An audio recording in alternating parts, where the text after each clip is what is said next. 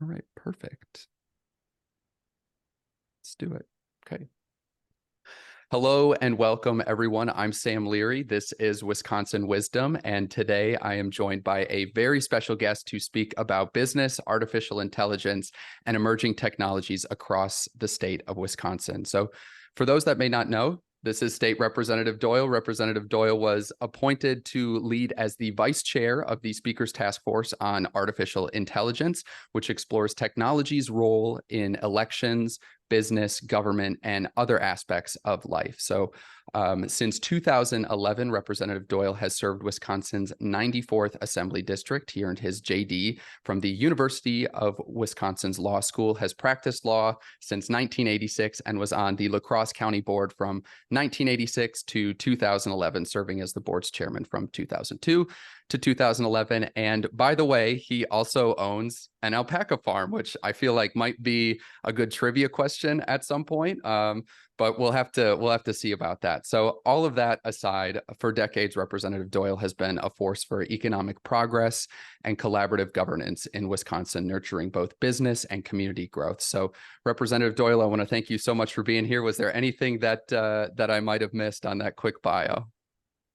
No, thanks, Sam. It's good to be here. I appreciate the bio. I also appreciate you saying that I raise alpacas and not llamas, which is what a lot of people say. But so you got it right. Awesome. Awesome. I couldn't necessarily say what the distinction is, but I'm glad that I got it right. So perfect. Thanks again so much for being here. The first question that I wanted to pose to you is really on the topic of AI and small businesses. So AI's impact on businesses and small businesses in particular. WPR recently did a story about how Wisconsin's business leaders are gauging AI's impact.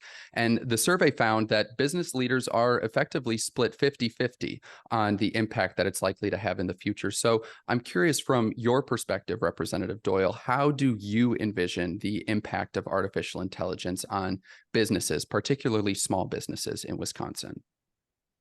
I completely understand the 50-50 split, basically, in terms of, is it going to be a good thing or is it going to be a bad thing? Because I think like any technological advance, it can be a good thing or it can be a problem. And that's why I think it's important to get ahead at this point. A lot of people have been talking lately about, AI is coming, we have to prepare for it. That was yesterday. It's here. So we're at the point where we have to do more than prepare. We have to, start to make use of it in a good way, and that's really what our committee is focusing on. And I really enjoy being part of this committee because I can bring some of my own background into the discussion process. As you mentioned, I am a practicing attorney also. I am currently with the Johns Flaherty and Collins law firm in La Crosse, Wisconsin, but prior to the last 3 years, I had my own law firm. And so I did all of the things that a small business person has to do. I had to meet a payroll, pay my taxes, order supplies, and everything else.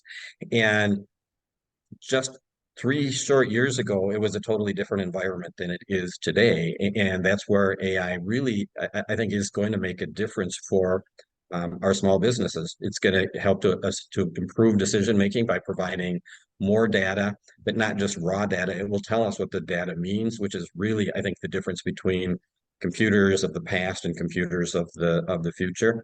It's going to help us with the hiring process. One of the things that I've always told the associates in our firm is that we need to look at doing things at the logical level. So it's in my current law firm, for example, some things need to be done by a partner. Some things can be done by an associate. Some things can be done by a paralegal, some by a legal secretary.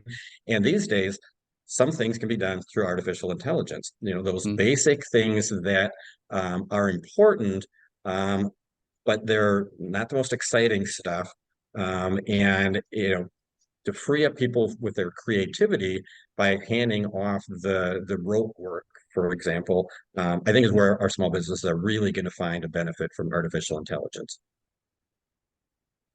Yeah, awesome. Thanks for sharing that. I think that is a invaluable perspective because in one quick swipe, you're able to cover kind of small businesses and then, beyond just the scope of small businesses, how it's impacting a number of different communities across different industries. And I think to kind of push that idea a little further, the secretary and CEO of the Wisconsin Economic Development Corporation, Missy Hughes, recently highlighted something that I think is similar, where she spoke about the potential for business owners who aren't, let's say, focusing on artificial intelligence as something that is here now, potentially, opening themselves up to be overrun by some of the larger businesses. So I think it's really important that we speak about specific examples that can help small business communities. So in that line, are there any success stories or more specific use cases than the ones you highlighted, where AI has significantly benefited small businesses that you've seen? Our last committee meeting was at Titletown Tech in Green Bay, and it was really interesting because that is a tech incubator, which is a partnership between the Green Bay Packers and Microsoft. And they have a lot of businesses in there that are doing all sorts of neat stuff. I mean, some of it is what your generation would love, like some of the gaming things and stuff like that. Others is just purely data crunching and trying to turn it into something. There's a really cool story that we learned on the tour of the incubator. There's a guy by the name of Corey Jaskolski, who is the owner of Synthetic.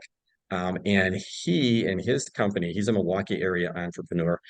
He and his company were able to use artificial intelligence to pinpoint exactly where that shot down Chinese spy balloon would have gone had it not been Wow. intentionally manipulated by China. I mean, somebody from Wisconsin figured that out. That's pretty cool stuff.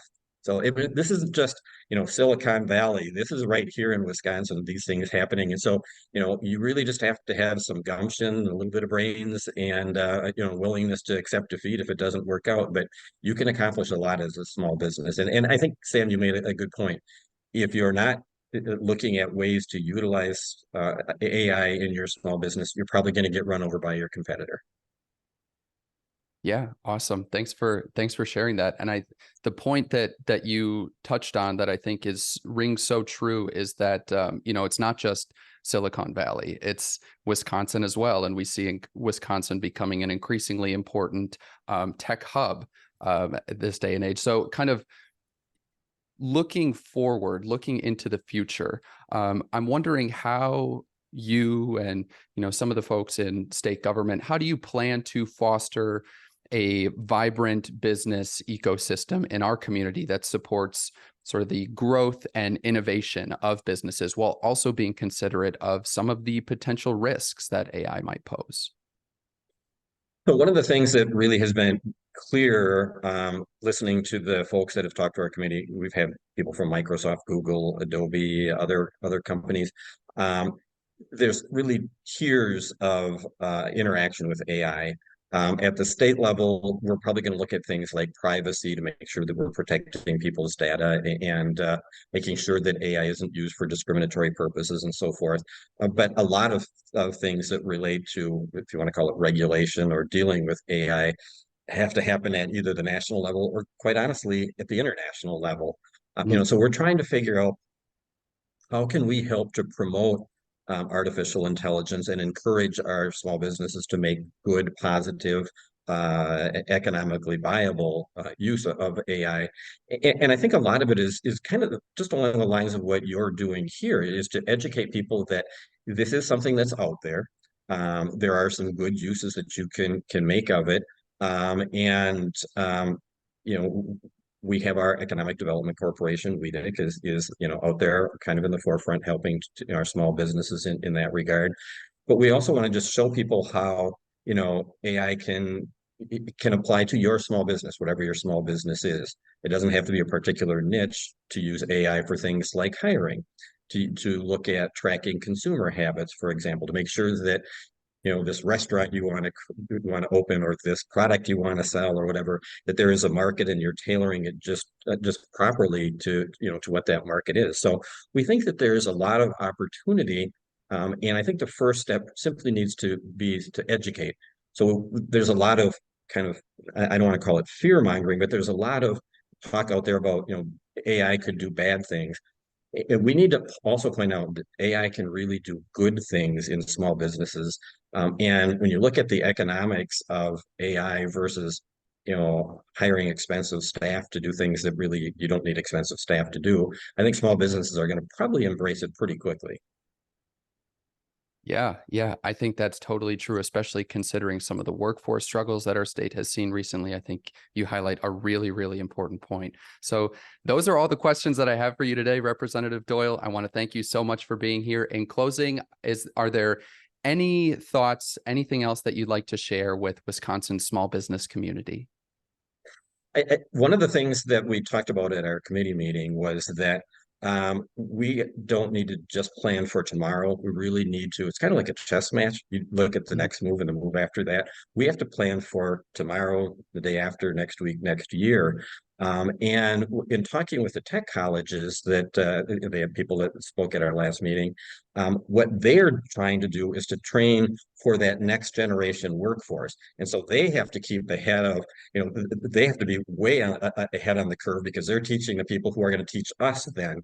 And so it's going to be a constantly, evolving topic. And so I think that really what we're going to find, and I would encourage our small businesses to take advantage of, is our tech colleges are really going to be the ones that they are going to be the resource center. Maybe your small business needs to kind of upgrade some of your employees' training as it relates to computers in general, artificial intelligence specifically. And I think that what I would encourage people to do is to look to your local tech college and say, are you able to help me in any way to make my business more effective? Awesome. Yeah, I think that's an incredibly valuable insight. Thanks for sharing that.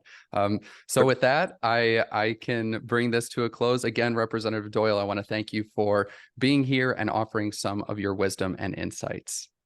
Thank you, Sam. Really appreciate it.